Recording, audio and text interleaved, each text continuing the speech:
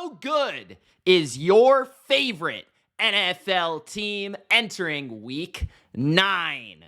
What's going on, football fans? It's Mitch here, back with another week of my NFL power rankings, giving you nothing but the truth about your favorite NFL team, ranking every NFL team every week on the BLV from the worst to the best. If that sounds good, spike the like button and don't forget to subscribe for weekly NFL power rankings here on the BLV. Let me know in the comments your opinion on my power rankings. Who am I too high on? Who am I too low on? And of course, let me know if I'm disrespecting your favorite team. Let's get it started with the worst team in the NFL, and that is at number 32 once again. Nothing changes. The Carolina Panthers have entered territory of being perhaps the worst football team I have ever seen in my entire life. I don't think I'm exaggerating. This team is that awful. The Denver Broncos were ahead so comfortably that they were running trick plays. They were trying to run up the score. Sean Payton was trying to prove a point to the Panthers that they absolutely suck. So at number 32, it doesn't matter. Andy Dalton, Bryce Young, it doesn't matter. It starts at the top. The owner, jabroni. The owner's wife, jabroni. The quarterback situation, awful. The defense, what's worse than awful? Trash. Panthers are at number 32.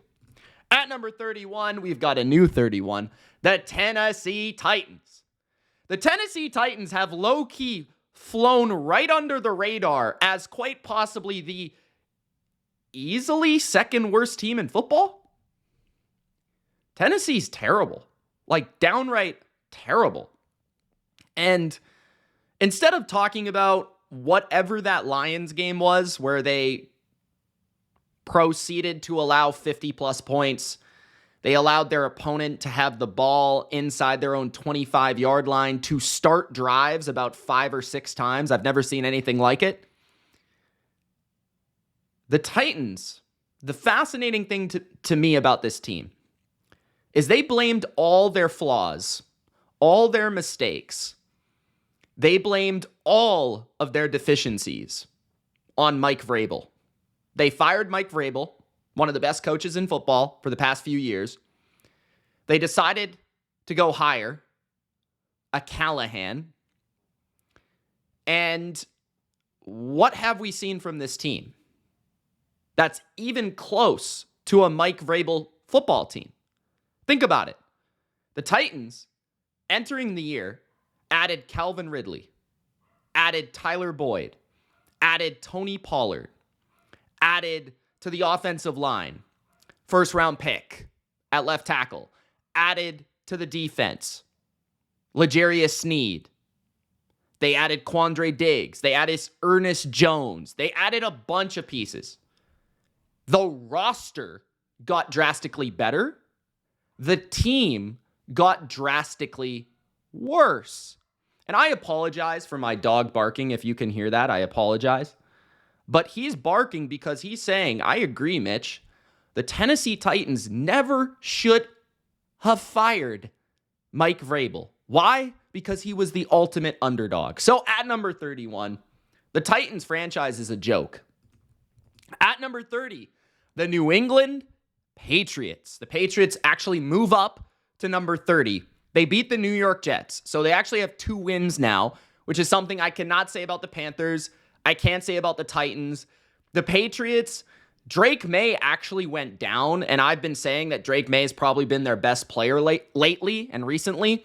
And he went down. Jacoby Brissett came in and had maybe his best performance of the entire NFL season. So the Patriots were able to move the ball. They were able to score points against the Jets. It made them actually somewhat entertaining and watchable. And they were able to throw the football to Hunter Henry, Austin Hooper. Jacoby Brissett is obsessed with tight ends. So I guess it was fitting that Jacoby Brissett was the quarterback for the Patriots for most of the day on National Tight End Day. I guess that does make sense. The run game is still putrid. The O-line has improved. I would say that Alex Van Pelt does deserve some credit for getting both quarterbacks prepared and for the offense actually consistently improving the last few weeks, in my opinion.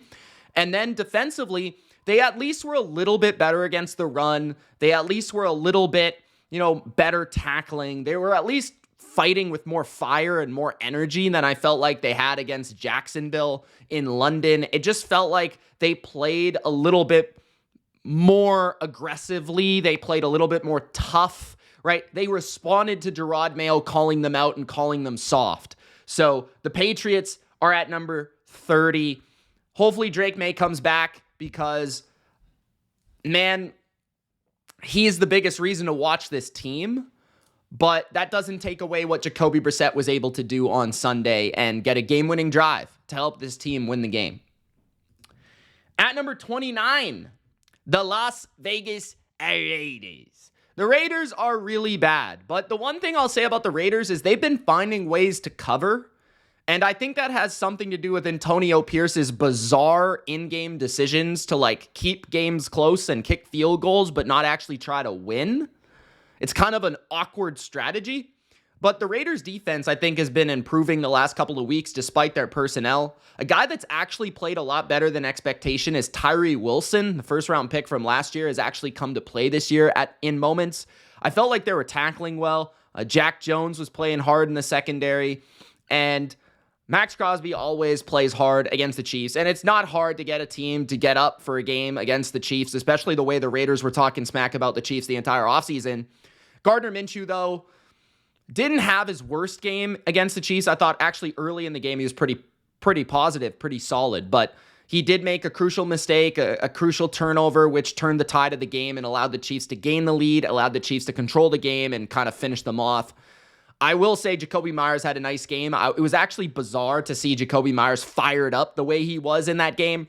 Brock Bowers still doing his thing. I feel like the Raiders have the worst running game we have possibly ever seen this millennium, at least statistically. The defense is playing hard. I don't know how these games are close. On paper, the Raiders are not good. Their coaching staff, I think they're not good either. I like the defensive coordinator, but I don't love anything real besides that. So the Raiders, they're just not a good team. They don't have a good quarterback. They don't have really anything to look forward to besides Tom Brady. So this team's pretty bad. Next up, at number 28, the Jacksonville Jags. Now, I have Jacksonville at 28. I was going to put them 24, 25, but they lost Christian Kirk and, for the short term, Brian Thomas. Now, Christian Kirk's out for the year, I think, with a broken collarbone. And then on top of that, Brian Thomas is going to be out short term. So that means they have receivers like Parker Washington and Gabe Davis.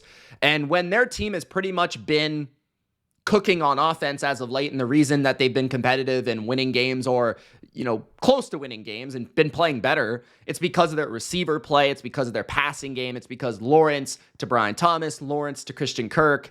And now that those pieces are removed, it makes them a totally different team because their secondary is trash. They play a ton of man coverage and they constantly get beat. Their pass rush is below average. Their run defense is solid, although a little bit more exposed against Josh Jacobs and Malik Willis in that second half, third quarter range. Tank Bigsby, beast. I will say Lawrence has played better and better the last couple of weeks. I do wonder how he'll adjust without his top weapons. I think Evan Ingram will take a step forward in his role. I think Parker Washington can play a little bit of a role here. But I just feel like the explosiveness, the downfield passing attack that was working so well for Jacksonville just isn't there without Brian Thomas and Christian Kirk. So this team kind of loses its identity, the small identity it did have. So unfortunately, I can only rank them at number 28. But with the way Lawrence is playing, he at least gives them more stability than some of the bottom teams in the NFL. And Doug Peterson seems to have this team still playing pretty hard. At number 27, the New York Giants. I was actually fairly impressed with the Giants on Monday night against the Steelers. I thought they could have possibly won that game if not for a punt return. I thought the Giants were in the game the entire time. I thought they actually ran the ball exceptionally. I thought they ran the ball much better than I would have thought. A primetime game on the road against the Steelers.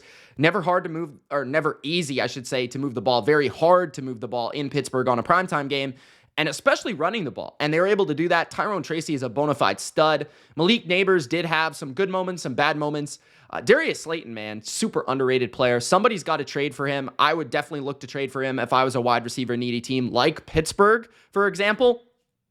Wan'Dale Robinson still contributing. I thought Johnson made some nice catches. Daniel Jones played mostly a pretty clean game until the very end where he had an extremely ugly interception. But he frustrates me, man. He seems to have erratic accuracy. He seems to not have a good feel for just game managing and like understanding what to do in certain situations. He really doesn't make a lot of big time throws. Like he's just a bad game manager. Like he's like just a bad quarterback, bro. It's not like, it's really kind of hard to see it. It's weird. We've seen enough of Daniel Jones, but like you watch him play and like he's not outright awful. Like he's not missing his targets every time by 10 yards like Anthony Richardson. He's not like running around in circles and being an absolute jackass like Deshaun Watson. He's just bad. It's hard to explain. He's just like slow in the mind. He's just, sometimes he's good, sometimes he's bad. It's just like a weird mix of things, but I thought Brian Daboll actually deserves a ton of credit for them being competitive. I thought his game plan was really good. I thought the way that they were able to move the pocket, the way they were able to protect for 99% of the day until that big play where TJ Watt had a sack on Daniel Jones. The defense, I thought, wasn't great. They gave up too many big passes to Russell Wilson, a couple too many big runs, and obviously the special teams killed them in the end, but I thought they were right there at the very end. They definitely should have covered that game. I will say that. So they still appear to be competitive, and the biggest thing, the reason I have them at 27 and not like 29, 30, is because they've sort of figured out against one of the best pass rushes in football how to get over the Andrew Thomas loss and kind of overcome it. So, and it's through coaching, it's through scheme, but that was nice to see. It makes them still competent, okay? So at number 27, the Giants. At number 26, the Derek Carr-led New Orleans Saints. Derek Carr will be back this week. Not a lot to say about the Saints right now just because they haven't had Derek Carr. They did get a few players back against the Chargers, but that game never really felt like it was going to go the Saints' way. It was competitive early on. It was a 3-2 defensive game. I guess you've got to give the Saints defense credit for at least being a little bit more respectable, a little bit better, a little bit more physical, right? They were actually pretty good against the run for the first portion of the game for sure. Ladd McConkey went nuclear against them. Marshawn Lattimore, I don't know what's going on with that guy. I think it might be time for them to say, see you later with him. The offense, though, I thought Chris Olave played well. Alvin Kamara has been playing injured, it feels like. They just don't have a lot without Rashid Shaheed out there at wide receiver. Like, Taysom Hill can sprinkle in a couple plays. Maybe Jawan Johnson makes a nice catch, but no quarterback, so it's hard to evaluate. But I think they're not a terrible team. They're not a good team with Derek Carr. I think they're a below average team, somewhere in that category. They're probably able to beat some of the worst teams in the league, but I don't think they're really, by the end of the year, going to be in the conversation for anything. So the Saints at number 26, and that's even really if Carr was healthy. I just don't see how they would have withstood the test of time because they had a great first 2 weeks, but the coaching staff has been frustrating. Dennis Allen has been awful, and the defense just has not lived up to expectation. They needed this defense to be spectacular, and it's been anything but that. So Saints at number 26. At number 25, the New York Jets. Wow, what a disaster. I have the Jets at 25, and some people might say that's too high. The Jets are really difficult to figure out because you see the talent on the field. Like, it's not just in name. It's not just if you like pop the depth chart out and you're looking at the depth chart on offense and defense, and it's not just names. You actually watch the team play and you're like, well, that was a great play by Garrett Wilson. That was a great play by Breece Hall. That was a nice throw by Aaron Rodgers. Devontae Adams is on this team. You even see sparks from guys like Gibson at times, Alan Lazard in former weeks, Tyler Conklin making nice catches on offense. And then defensively, Quinnen Williams was actually a terrorizer against the Patriots. Will McDonald will make splash plays every once in a while. The linebackers fly around. Their corners make some nice plays. But then you kind of like watch the result, and the result is losing the first game ever in that fashion and that form. The Jets lost a game in which, like, they didn't turn the ball over. They had 20-plus points. They had more yards than their opponent. Their opponent didn't even have 250 yards. Like, I don't know how that's possible. Greg Zuerlein is their worst player and probably the worst kicker in the league. He's still employed. I don't know why he's still employed, but he's still employed. Please get rid of him. Like, what are you doing? He's lost you like 3 games at this point. Their coach is just it's over his head. He just doesn't know what he's doing. He's a defensive coordinator at best, guys. Like, I think they really pulled the plug way too early on Robert Saleh this year. It didn't make sense to pull the plug. You weren't going to bring in anybody that was going to help you. Your coaching staff was already weak to begin with. Like, what did you think was going to happen? They can't even outcoach the Patriots. That's pretty gross. That's pretty disgusting, in my opinion. The O-line, like, people are kind of calling it out like it's awful. I don't really think it's awful. I think it's bad, I guess, but, like, it's not awful. I don't know. The offense is just very simple. The offense is just, it's like fade balls to Garrett Wilson and Devontae Adams, slants, like play action boots. Like, it's so simple. It's like 2006 Mike McCarthy, 2007 Mike McCarthy offense. That's what it is, bro. And then the defense is just not good. Like, people look at the Jets and they're like, oh, they got such a good defense. It's trash. Like, if it weren't the Patriots, they probably would have given up 100 yards rushing. The Patriots can't run on a high school team. The passing defense, you're playing Jacoby Brissett and Kayshon Boutte and Austin Hooper at 1,000 years old. You can't stop a game-winning drive? Are you serious? Like, the Jets' defense is borderline ass cheek. Like, I don't know what people are watching to suggest it's any different, and yet they're still favored on Thursday night against a much better Texan team. And I understand they don't have Nico Collins, Stephon Diggs, but still, man, like, what does this Jets team really have at the end of the day? What are they good at? What is their identity? Their identity right now is Rodgers throwing the ball way too often. Like, why? Run the ball against the Patriots. Breece Hall was having an effective day. They just didn't want to run the ball. It was so weird. Garrett Wilson played well, but I mean, everyone else is kind of ass. Quinnen Williams played well. At number 24, the Indianapolis Colts.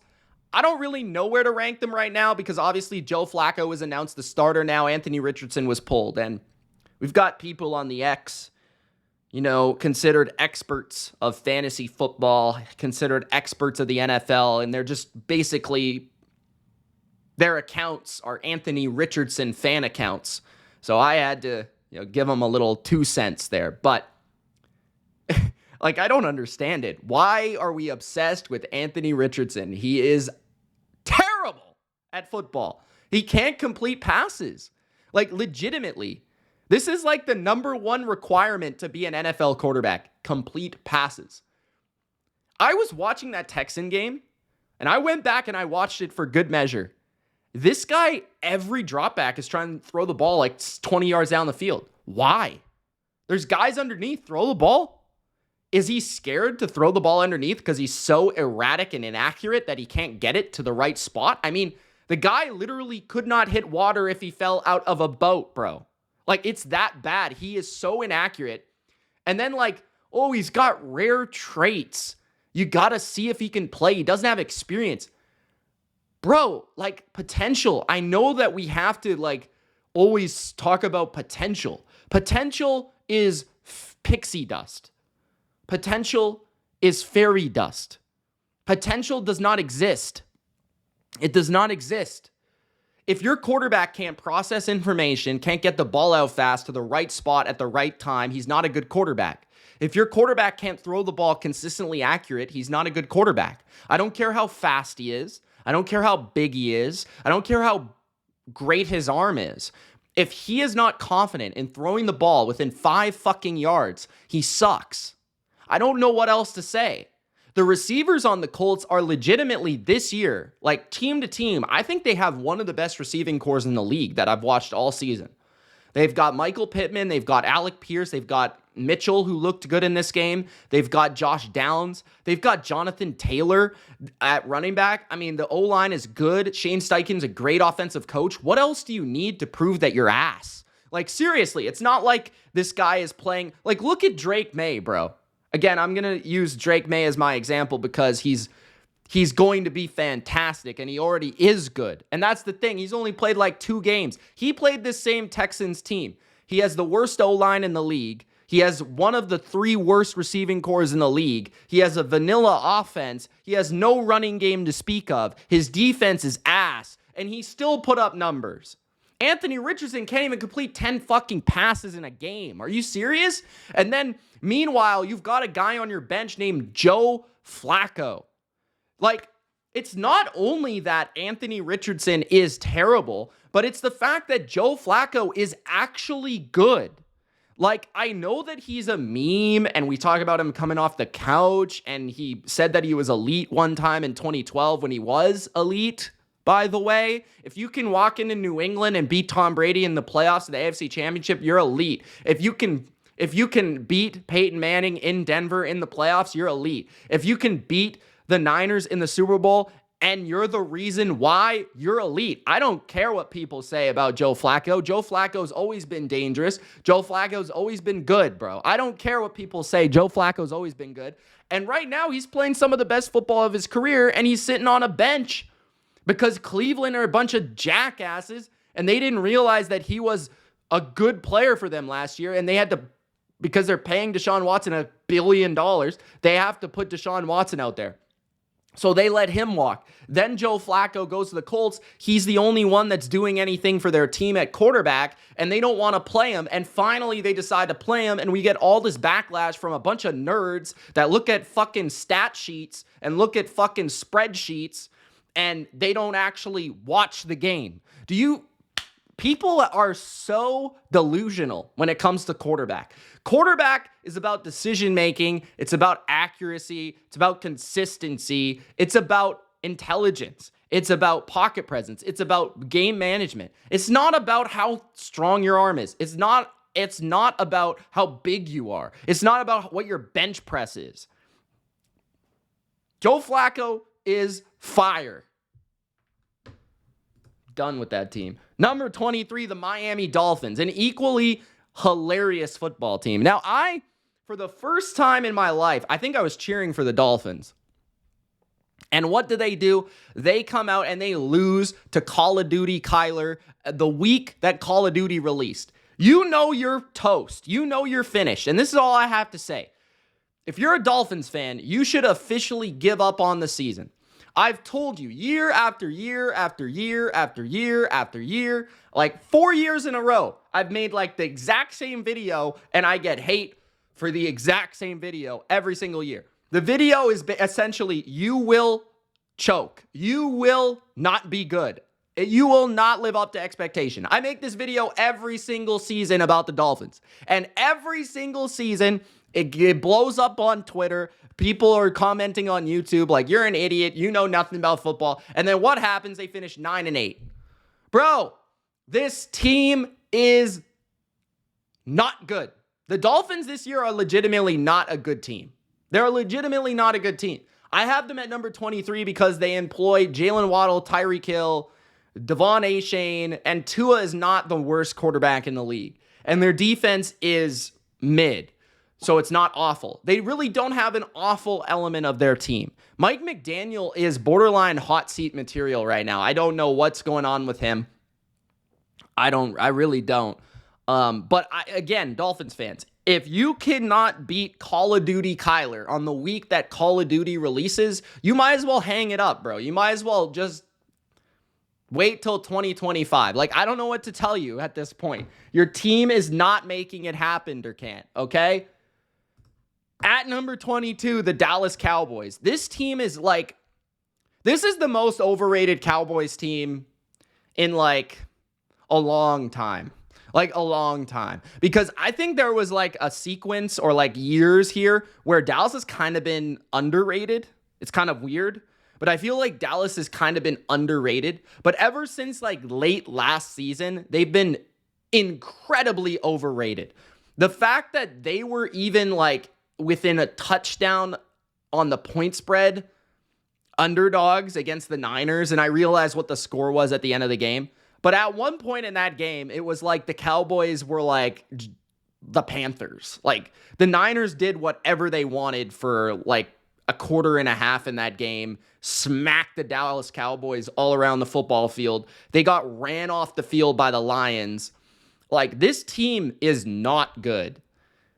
Their scheme on offense is pathetic. Their run game is pathetic. Dak Prescott is playing like an absolute imbecile. Like, Dak Prescott is an idiot. What is he doing? Like, I don't mind Dak. I've never been like a huge Dak fan, but it's a balance, because I think there's a lot of people that don't like him and there's a lot of people that like him, and both are extreme. So I try to stay in the middle. And right now he's just playing like an imbecile. Like, why is he throwing these dumbass passes, these dumbass interceptions? The first interception, what is he doing? He's throwing the ball at double coverage down the field. What is with I miss Tom Brady, bro. Like, why are honestly, like, every week I just say to myself, like, and this is honestly the lens I watch the quarterback position through, is I watched it and I'm like, what would Tom Brady do? Like, that's legitimately what I do. I think that's why I'm good at scouting quarterbacks. I actually think that's why I'm good at scouting quarterbacks. And you can put my quarterback track record against anybody that's ever been on YouTube, bro. Like, I'm not gonna lie, I'm not some professional quarterback whisperer or anything like that, but I just know how to watch quarterback. Dak has some really good moments. Dak sometimes is really freaking good, but I don't know what's up with him, man. The way he's moving, he's not moving. Last year, one of his best assets was the way he was extending plays, like creating something out of nothing. Sometimes he just he checks the ball down way too fast. He throws the ball like 1 yard. Like, what are these just quick throws to Jake Ferguson for no yards? Like, double coverage deep down the field for no fucking reason. Like, control the game, control the flow of the game. You're playing the Niners on the other side. Like, then, some of these throws where you don't even know who he's passing it to. Like, what is he looking at sometimes? The defense can't stop the run. They are like the biggest bunch of, I don't even know what to say. I didn't want to go crazy there. They are soft. Like, they're incredibly soft on defense. They can't stop the run. Like, they actually tried early in the game. They were actually not bad in that regard. And then they just got ran off the field. It's like at halftime, they were just like, oh, our job's done. We don't have guys to stop the run anymore. They just got ran all over by Isaac Guerendo. Are you serious? Wasn't Christian McCaffrey. Wasn't even Jordan Mason. It was Isaac Guerendo. Okay? And then in the secondary, what is Trayvon Diggs doing? Does anyone know? Like, the Cowboys are a bunch of, they suck, bro. Like they suck. The quarterback sucks. The team, they suck, man. At number 21, the Seattle Seahawks. Talking about sucks, man. I am so disappointed. The Seattle Seahawks are ass. How many teams suck in this league? Seattle sucks. They're a lot closer to Dallas than I think people realize. I know they played the Bills and they played Josh Allen, but this is consistent. I mean, they can't stop the run. How many D tackles do you need on your team to stop the fucking run? I mean, you go through the depth chart. You got Leonard Williams. You got Roy Robertson Harris. You got Byron Murphy. You got John Hankins. You got Draymond Jones. How many D tackles do you need? And then, their secondary is getting mossed by a rookie. Josh Allen is kicking the ball forward for 10-yard first downs. Josh did whatever he wanted besides Amari Cooper slipping on the turf in the rain and getting intercepted. They did nothing on defense. Offensively, their O-line is a joke. Like, their O-line is so bad. They can't get a yard when they need it on fourth down. They can't consistently protect Geno. I feel bad for him because I think at times he's really good. At times he's He's kind of flustered by what's around him. They didn't have DK Metcalf, and they sorely missed him. Jackson Smith and Jigba is honestly probably overrated. Kenneth Walker is a stud, but he never has anywhere to run. He's always running around in circles. And then Tyler Lockett, you know what pisses me off about Tyler Lockett? I like Tyler Lockett. He's a good guy, good player. Can he ever run with the ball when he catches it? There'll be guys 10 yards away from him and he'll slide. What the fuck? Seriously? I know that you, for some reason, you do that. This is a thing that you do. I think it's because of Ricardo Lockett or something like that. He slides every time. Can you take a hit? You play football. I know you're 145 pounds, but can you take a hit? And defensively, they can't stop anything. So I don't know. I kind of don't believe in this team anymore. I'm kind of done with them. I think they might be the worst team in their division. They are on my power rankings. At number 20, the Cleveland Browns. Yeah, Jameis Winston. Belief, baby. Belief. That's all what it's about, man. You only got one opportunity to seize everything you ever wanted. One moment. That's Jameis Winston, baby. And Jameis Winston, I told all you idiots. Where are my Browns fans at? Can you guys comment, please? Where are you? Because I can't find you anymore. Where'd you go? You just won the best game of your season. You just beat the Ravens. And your quarterback played well. Why are you guys not talking? Where'd you guys go? I thought that Deshaun Watson was good. I thought the reason they suck was because the O-line. What happened? What? Why? Where'd you go? I will say, Zadarius Smith had an unbelievable game, and I would have traded for him yesterday if I was a team. Denzel Ward might be the best corner in the league. Every week I watch, he just locks people up. Myles Garrett was actually kind of quiet in that game. I thought they did a great job flustering Lamar. I think Jim Schwartz is such a good coach. The way that he was designing the rush against Lamar, the way they were creating pressure, their coverage was tight. Even subtleties like knocking receivers like Zay Flowers, who are a little bit smaller, off their route, things like that. Their defense played really well in the first half. Their offense, Nick Chubb looks kind of slow. He doesn't have the explosion that I would have expected. Njoku is a stud. Cedric Tillman might be real. Elijah Moore looks rejuvenated. I loved some of his routes in the game. Even Jerry Jeudy wasn't bad, but Jameis was just pulling the trigger, man. He's going to be aggressive. He should have been picked 5 times, but that's what happens when you play Jameis Winston. And man, the team loves the guy. He's so fun. I love this guy. He's currently my favorite quarterback. I fucking love this guy. I just love him. At number 19, the Tampa Bay Buccaneers. Speaking of a quarterback that I love, Baker Mayfield. Baker Mayfield's been a guy that I've been backing all year, and he had another good game here, except for the interceptions, which was very similar to the Ravens game. Some really awesome throws, some tight windows, doing it with less talent around him. No Mike Evans, no Chris Godwin, throwing, I think, 37 completions in the game or something like that. Cade Otton actually had an excellent game. 2 touchdowns, a bunch of third down conversions. I need to see more out of Palmer, more out of McMillan. Felt like they were a little bit shy in this game. Rashad White, Bucky Irving's legit. I love the way he moves. I love the way he cuts, changes directions. Rashad White had a touchdown. Didn't see a lot of Sean Tucker, not going to lie. I don't remember really seeing him that much. The O-line, I think, played really well. They protected Baker extremely well, and that's a problem with Atlanta that we'll discuss. The defense is still ass. They have no pass rush to speak of. I think there was a touchdown in the red zone where Cousins literally looked to all 5 options, and then he just dumped it off to Bijan Robinson, and they scored. They have no pass rush. It's not really their secondary, I don't think. They have no pass rush. None.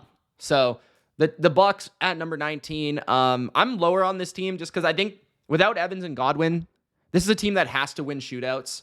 And Baker's also making mistakes. And Baker's one of those quarterbacks that, it's not really his fault. If the defense is going to give up 30 a game, it's hard to win. It's just hard to win with any quarterback. But he makes too many mistakes when he has to pass a lot. And he had 2 interceptions where one was an incredible play by Jesse Bates. I mean, he's amazing. Another was AJ Terrell, but both were sort of forced passes. So that's not what you like to see. But Baker has been really good this year, and I thought he was really good for the most part in this game. It's just that their defense is terrible. I mean, they couldn't stop Kyle Pitts. They couldn't stop Darnell Mooney at number 19. At number 18, the Arizona Cardinals sneakily have played like the most difficult schedule, I think, of the season so far. If you actually look at who they've played, they are 4-4 somehow. They maybe shouldn't be 4-4. Some of the games they've won have been pretty fluky, but they're 4-4. I mean, they've played some really good teams. They beat the Niners.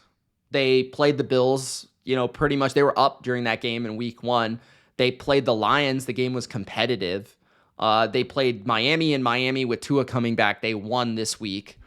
They've played some good teams, and they've won 4 of them. So, you've got to give them that respect. They're kind of a team that doesn't make a lot of sense because their offense hasn't been as good. They played the Chargers. They beat the Chargers. The Cardinals' offense doesn't really make a lot of sense. Like this week, it played well because Kyler kind of made some magician plays. I think he was hearing the Call of Duty slander, and he stepped his game up. Trey McBride played phenomenal. He had 120-plus yards and a bunch of catches. Marvin Harrison seems to be getting more involved. He had an awesome touchdown in that game against the Dolphins. James Conner, I love that guy. He's a dog. He didn't have his best game against the Dolphins, but I love watching him play. The O-line solid. I've always liked this scheme, but it feels like maybe they're trying to figure some things out. They've been figuring some things out as of late on offense, maybe, but it hasn't been consistent. So they're just a weird team. They're inconsistent. Their defense is still pretty bad. Like, you can run on them.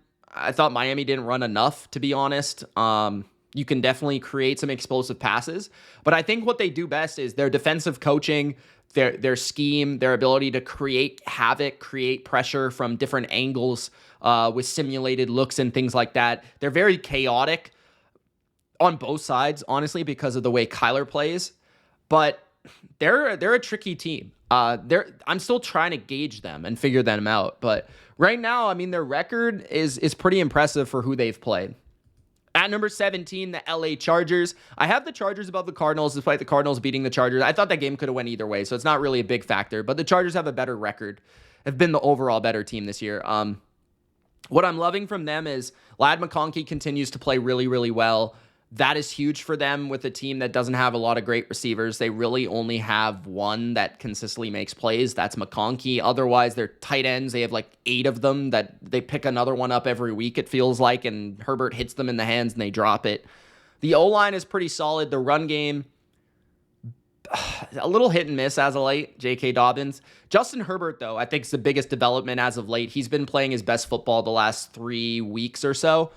And the stats have been coming through for him as well. They've been throwing it more. Their defense has been consistently top 10 in the league, but they've played pretty weak competition overall on that side of the ball. So I think they're a bit of a pretender, but at least they're winning the games that they should win. And they're dominating some of the games because their defense is keeping them, from losing the lead, so to speak. So they gain the lead, their defense holds it down, and then they just eventually they extend it. They're not a team that's going to blow you out by 30. They just don't have enough firepower, but they're able to win like a 14-point game like they did against the Saints, something like that, where it's like kind of still a defensive score, but they win through a struggle. They win through a slugfest. So at number 17, the Chargers.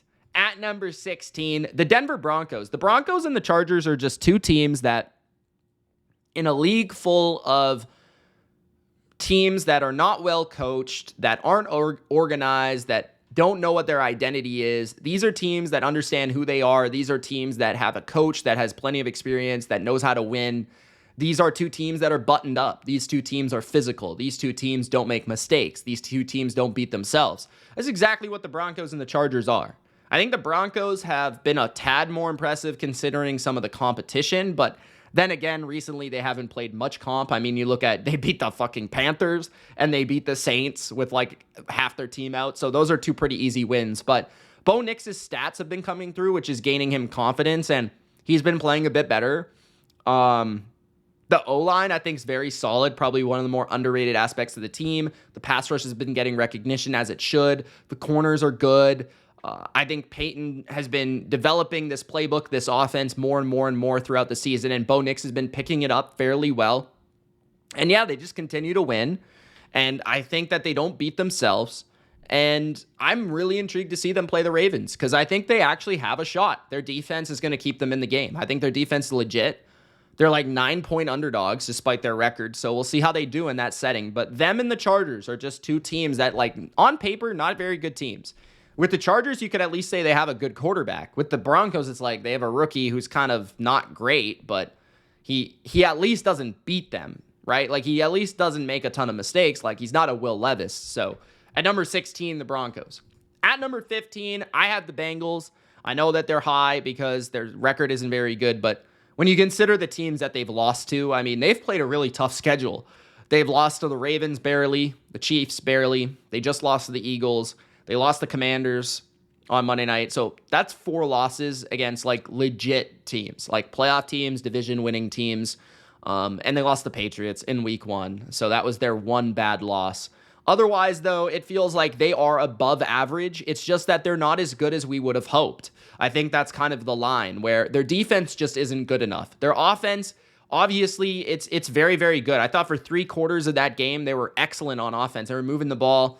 Burrow was playing well, efficient football. Mike Gesicki really had a good game. I thought Chase had a few plays. But no T. Higgins hurts them, especially in a game that they need to win a shootout.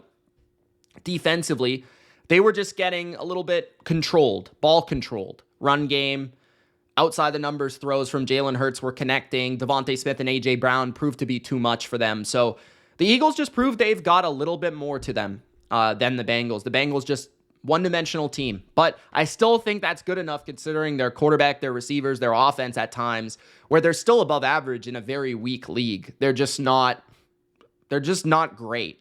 At number 14, the Rams, who are kind of similar to the Bengals.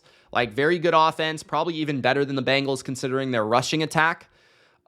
Stafford he played lights out against the Vikings. Unbelievable performance from him. 4 touchdowns, the most yards he had since week 1. Puka Nacua, who would have thought he would have dominated that game the way he did? No one even thought he was going to play that much. And he just proves to be like one of the best receivers in the league. He's so good. Cooper Kupp doesn't look quite the same, but still good. Definitely a good 2. Demarcus Robinson, 2 touchdowns. Like, that's just the way the offense flows, right? Their run game, their balance, their play action, their screen game. McVay's an incredibly clever play caller and sequencer. And I do think they still make some mistakes with game management and with timeouts and with certain things that they do from McVay's standpoint and the offense's standpoint. But the defense, I thought, wasn't great against the Vikings, especially in the first half. They were giving up touchdown drive after touchdown drive, but they made more big plays than the Vikings did, and they proved to do enough. Their pressure, I think, especially when Darisaw went out, they were able to get to Darnold. They were able to force some mistakes. So, especially, but I think really the difference between Rams and Vikings was just the quarterback, to be honest. Like, Stafford's just more mature, just better player, quicker mind. Like, Darnold just too slow, I thought. We'll talk about the Vikings. At number 13, the Chicago Bears. And I just want to mention real quick on the Rams, because they are the thumbnail. They do feel like a dark horse, a late season push type of team. I will say I would still favor the Niners to beat them in their division, but I feel like the Rams, with this incarnation of their offense, and if their defense can continue to get pressure, because they're not going to stop the run that well all year. Their secondary isn't very good. They don't have a great defense. But if they can get pressure along with a top 5 offense, they're a team that will be scary to play for anybody for the rest of the season. At number 13, the Bears. The Bears are weird because they probably should have or could have won against the Commanders. They probably also could have lost, and they did lose, but you didn't think it was going to be because of the Hail Mary. They might have should have lost because of the first half. And honestly, like, I think we got more of Caleb Williams of kind of the way that I was viewing him this entire season against the Commanders than I feel like a lot of other people against really bad defenses. People were kind of praising him for playing well. but it wasn't really like great quarterback play. He's kind of like getting the ball out, the odd extension play, the odd good pass with touch, but like a lot of it was like check downs, quick passes, taking the completion, just playing against bad defenses and working the offense with great playmakers. And this past week, like, he was fucking terrible in the first half. He couldn't hit anybody. He was, taking bad sacks. He was erratic in his decision making, in his processing of seeing one thing, not seeing it, trying to go back to something else, missing the target. His deep ball wasn't there. Like, he played good on the last 2 drives, I thought, especially. And his best trait in the game against Washington was probably his lateral movement in the pocket. But besides that, I thought he was pretty bad. His accuracy, his decision making, he lost them that game, in my opinion. So, yeah, the Bears defense, though, I thought held strong. I thought they actually had a good game against the Commanders. I think a lot of people will inflate Jaden Daniels' performance in that game. I didn't exactly think he played that well, and the Bears are the reason. I mean, Montez Sweat, man, that guy is like the best container I've ever seen. His speed to the quarterback is insane. I mean, it's just insane. So I have them at number 13 because they've got a very good defense. They're running the ball a bit better. They've got good playmakers. It really comes down to Caleb. Which Caleb are we going to get in a given week? And they can kind of compete with teams. Their O-line is also pretty shit. I'm not going to lie about that. But I don't think it's as bad as people think. I think Caleb could do a better job managing the pressure. At number 12, the Atlanta Falcons, who, again, I mean, Cousins played great. Mooney, Pitts, nice to see ya. Drake London was kind of quiet. Bijan, again, solid game. Offense is top 10 for sure. They move the ball. They score. That puts them in the top 12. There's not a lot of teams that move the ball and score and can do it on the run and can do it on the pass, right? Their defense is not good, but the one thing I'll say about their defense is they're opportunistic at times. They've got a good few players in the secondary that can make plays like Bates, like Terrell, Simmons when he's there. The Falcons, I like how Cousins is playing. I think they're not terribly coached. They just feel like a good, solid, good team, not a great team, but the best team in their division right now, pretty clearly. At number 11, the Pittsburgh Steelers. The Steelers, I thought at times they looked really good against the Giants, but at other times I felt like they didn't. I mean, I would have expected more domination from their defense. I would have expected better run defense. I would have expected, more consistent 3-and-out domination. And the Giants moved the ball better than I thought against them. So that was disappointing. TJ made his play. The offense, though, I mean, I've got to say, Russell Wilson in that game was really good. Russell Wilson played really well. And I understand that a lot of it is just kind of chucking and praying. But the way he's throwing the deep ball right now with touch, the way he's driving the football, the way that he is working the offense, getting the ball out when it needs to get out, he's really a great fit for Arthur Smith's offense right now. He's playing exceptional football. The O-line played well against the Giants. It's a good pass rush. I thought for the most part they held up. They ran the ball fine. Pickens is a beast. I mean, he looks like a top 15 receiver in the league. Calvin Austin had a good game with a punt return on top. Van Jefferson made a couple plays. Yeah, I just thought the offense really was humming, and that's 2 weeks in a row where the offense played really good football with Russell Wilson. The defense will have its great games, but I didn't think the Giants game was one of them. I thought that was actually the weaker area of their team, believe it or not. So at number 11, the Steelers, borderline top 10 team. At number 10, the Vikings. The Vikings are still at number 10 for me. I still love the coaching. I think Cam Robinson is going to be a nice addition at left tackle just to give them a solid floor at that position. Now that they've lost Christian Darrisaw, I thought that was a fine trade to make. Aaron Jones still amazing to me. Didn't have his best game against the Rams. Maybe he's an older running back on a short week. Not ideal. Justin Jefferson, that catch was the catch of the year. Jordan Addison, in and out. Don't know, inconsistent. O-line should improve, though, at left guard, which will help because they'll get healthy there. TJ Hawkinson at tight end will help. Sam Darnold with a safety blanket option. That will definitely improve. Darnold has been much better on script than off script. And this team has been a bit fluky in terms of time of possession. They allow a lot of possession. They don't have a lot of possession. And despite that, they still have about 5 wins, I think. So that's been a little fluky, and that was due to regress, which is what we saw against the Rams and what we saw against the Lions. Time of possession is going to be a factor down the stretch. I'm concerned about the defense, especially against these veteran quarterbacks that have been able to dice them up like Goff and Stafford. But those are 2 excellent offenses that are built similarly with balance. So I expect their defense to bounce back. They have a 10-day rest. We'll see how they look in their next game. The Vikings are still a top 10 team. They just don't appear to be a true contender the way they're currently playing on defense. At number 9, the Commanders.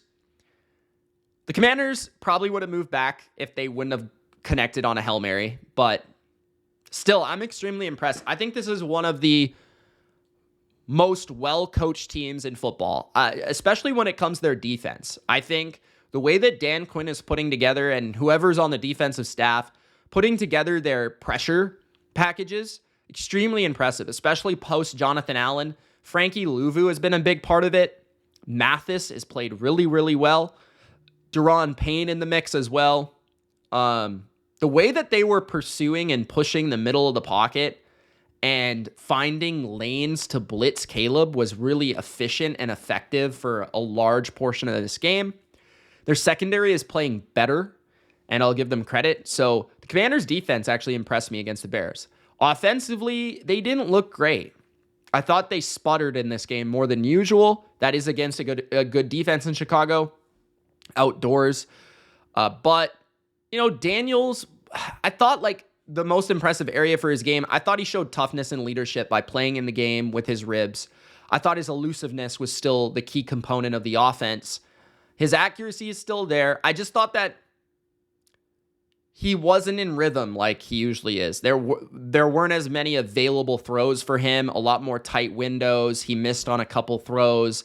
He connected on a big shot to Terry McLaurin, but it just appeared like he looked a little bit more like a rookie in this game to me.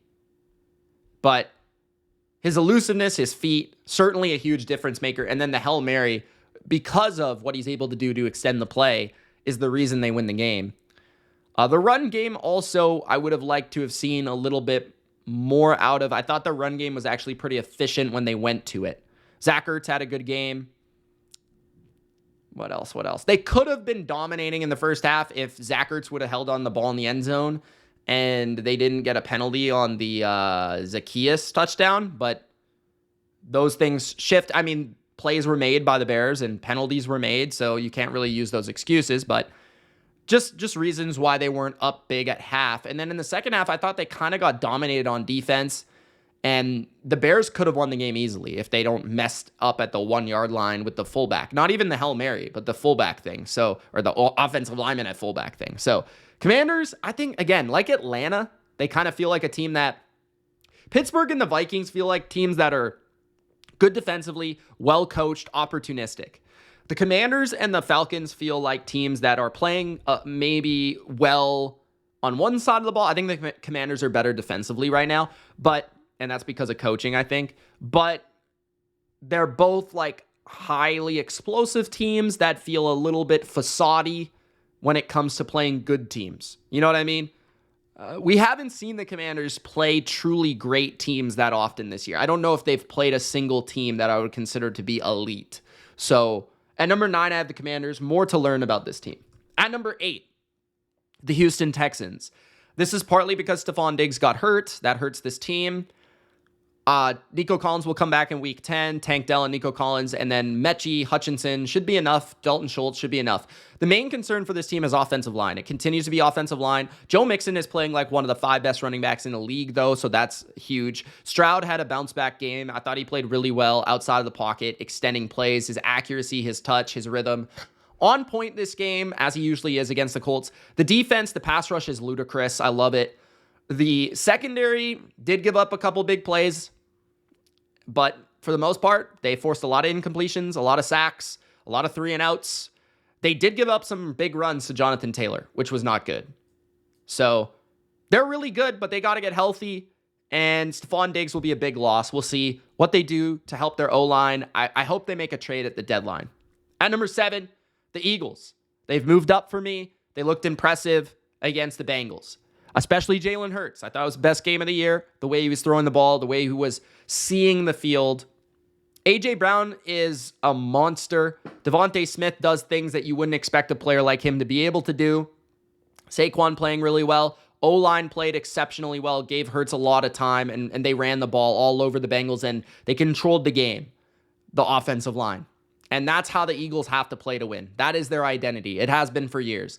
Their defense, I thought, played, again, like opportunistic in the second half. First half was a bit rough. They were getting diced up, but I think they adjusted pretty well. I love what Fangio's doing with this team.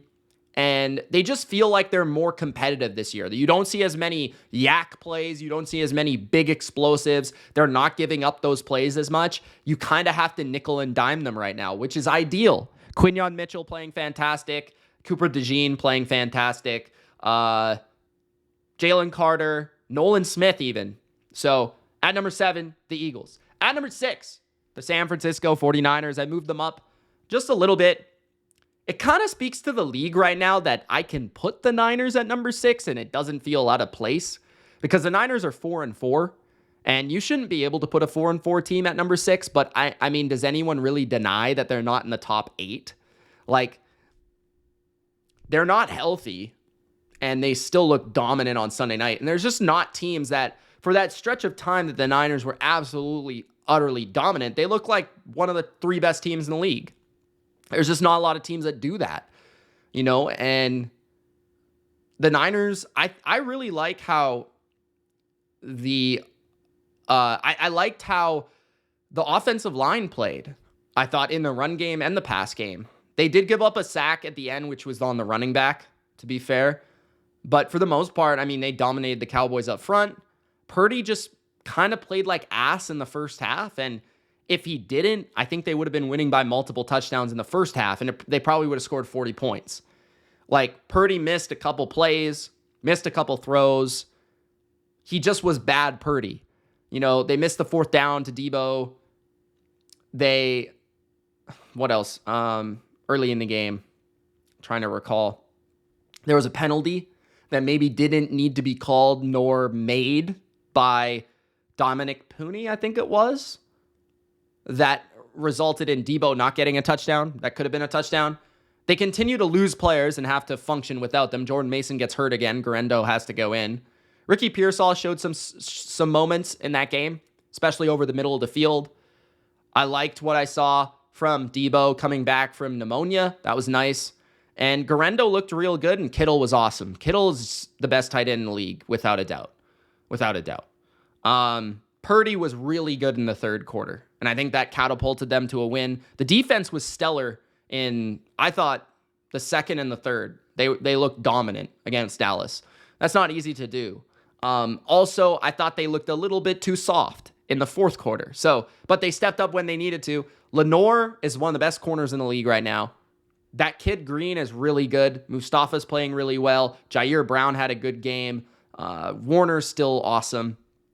Boza played well. I think they need to make a couple of moves at the deadline. They get McCaffrey back, Jawan Jennings back. They'll get Dre Greenlaw back, potentially Hufanga back. Those things will all help. But getting a D tackle, getting something on defense, I think would definitely catapult this team. But there's no way you cannot say this team cannot make the NFC Championship again. It's just, looking at the conference, it's just undeniable that if this team puts it together, they can make it happen. At number 5, the Green Bay Packers. The Packers are part of the reason here. Like, Jordan Love keeps getting hurt. Malik Willis is keep having to save the team. Malik Willis is playing well. You know, he did have one throw for 51 yards that was well schemed up by Matt LaFleur to Wicks to set up the game-winning field goal. He's also a weapon when he runs the ball, which opens up Josh Jacobs. And the O-line's good. Reed had a kind of disappointing game, but Romeo Doubs continues to shine. And Josh Jacobs had one of his better games as a Packer against the Jags. Defensively, I thought they were a little disappointing. And that's, again, the Packers. They're just a little inconsistent. Love's a little inconsistent. The receivers are a little inconsistent. The defense is a little inconsistent. The secondary, specifically at corner, I wish they would add somebody because it feels like they're always getting picked on at third and second cornerback when Alexander's on the other side. Their pass rush, a little inconsistent, but at the end of the day, they've got a great record. They're playing good football. Would I be shocked if they beat the Lions? No, because the highs of this team are really high, really potent, really explosive. They just got to do it more frequently. Just put it together more frequently. Like, they're a little bit frustrating because it feels like they're playing well, but they're not playing to their max quite yet. So at number 5, I have the Packers. At number 4, the Ravens. I'm not too concerned by this Browns loss. First of all, Jameis Winston, best quarterback in the league. Most inspirational player in the league. Number 2, the Ravens. I thought Lamar still played well, especially in the fourth quarter. I thought that Zay Flowers had a good game. Derrick Henry, maybe not his best, but still, he's playing fantastic this year. The O-line, I thought, got more exposed in this game than typical, but that's against a very good pass rush, and they were trailing, as I've mentioned, right? Drop back pass is their deficiency. They added Deontay Johnson, which will help one of their deficiencies, drop back pass. Now they got to help their other deficiency, fucking stopping somebody on pass defense, because they're awful. They can't stop. They can't rush the passer. They can't cover. They have constant, coverage busts, wide open players. They look like the Bucs. Yeah, it's bad. That being said, Tucker's washed. What else? It's weird because they're still really good, but they're also really bad. But I'm not too concerned. It's a divisional opponent on the road, spark from Jameis Winston. You're not really sure what you're expecting from Jameis. It's a really good defense that's uniquely kind of suited to take some of the things away that you do well, kind of like the Chiefs. But also, I feel like the Ravens, I just feel like their defense is playing awful. And certain game scripts give them issues. Hopefully, Deontay Johnson catapults this offense to a truly captivating level. At number 3, the Buffalo Bills, which I could easily put number 1. I'm not even lying. The Bills are sick. I think this could be their year. And I know that a lot of people have said that over the last few years, but this Bills team's really good, and they're still not healthy. They didn't have Bernard, so that's their top 2 linebackers. I think they should make another trade for their defense, but we'll see what they do. I love how Allen is playing. I think he's easily the best quarterback in the league, and there's no denying it. The offensive line is really good. Deion Dawkins has played like an all-pro at left tackle. Kincaid is playing better. I thought he had a good game against Seattle. Keon, confidence from him. Cooper, want to see more. Cook was fantastic. Davis is good. I love their balance. I love their toughness on offense. I think that makes them really challenging because they can beat you throwing or running or both. And they can even win through their defense. So they can win in a variety of ways. And they're going to be good in all types of weather. They played in the rain this week. They still dominated. So at number 3, I have Buffalo. At number 2, the Detroit Lions. The Lions won a game 52-10, I think, or 14 or whatever it was. And they had 78 passing yards. Yes, I was a little frustrated and annoyed is the word by the Lions pulling out trick plays for no good reason. And I did bring that up, and you guys didn't like that very much. And for some reason, Lions fans thinks I'm negative about your team. I'm just trying to be realistic, bro. I'm trying to talk about, because you guys have entered a different discussion. I think Lions fans don't realize this. Everyone is kissing your ass. Everyone's getting on their hands and knees for Dan Campbell, praising him. Right? I'm here. I'm just going to be realistic. I'm going to give you my truth. I'm going to give you my honesty, bro. The Lions, they're really good. They can win the Super Bowl. Here's the thing. I still got to talk about where they need to improve. Right? No? What's going on with Jameson Williams? Because that's a big thing to me. He would be a big deal for them to have. I don't know what's going on with him. Obviously, they have the best O-line in the league. Goff's playing well. Ben Johnson is in his bag. Gibbs is a fucking maniac. The defense, I don't think they played that well, despite, only giving up 14 points or something. They stopped a play at the 1-yard line at the end of the second quarter. They gave up 400 yards to Mason Rudolph. And the pass rush was not good. And Calvin Ridley ripped them up. Terrion Arnold is not good. Their safeties are playing really well. I'm concerned about the pass rush. Trade for Zadarius Smith. I'm concerned about Arnold. The offense, I'm not really concerned about in any way, shape, or form. I think the only way I'd be concerned about the offense maybe is in like a comeback sort of situation. But that's it, maybe. Like, I'm trying to find a flaw. The special teams was fucking unreal. Got to give them that. So, yeah, they're and the one thing I'll say is they're tough. They're smart. It's a good combination to have. Don't wear yourself out trying to like put up skill points. Like, trust me, I saw the 07 Patriots. It wore them out, bro. At number 1, Kansas City Chiefs. They're undefeated, but they're certainly no 07 Patriots. Okay, they could lose at any moment, right? They didn't play amazing against the Raiders, certainly not. Mahomes still playing kind of up and down football. I think he's still weirdly playing this style of play where he's extremely mid on like 85% of plays, and then on 15% of plays, he's Patrick Mahomes. And it's this weird calculation because third downs, unbelievable. When he needs the play, very good. Kelsey actually popped up and played this game. Who would have thought? DeAndre Hopkins had a couple nice plays. Kareem Hunt continuing to get it done. Defensively, I think you can make an argument they have the best defense in the league. They just added Josh Uche. They have a pretty awesome blitz package. They can play man, they can play zone, they can confuse quarterbacks, they can stuff the run. There's nothing they can't do on defense. But the offense is just like 3 yards, 3 yards, 2 yards. If they want to win the Super Bowl, if they have to play like that every game, it's just so hard to win 4 playoff games like that. They did it last year somehow, some way. And we know how close it was to not happening against the Niners, the Bills, and the Ravens. But they did it. Can they do it again? We'll see. Maybe they can. But I'm just saying, they got to figure out a way to be more explosive. They just have to. Right? So yeah. At number 1, the Chiefs, they haven't lost. Those are my power rankings for week number 9. Thanks for watching. It's Mitch. Peace.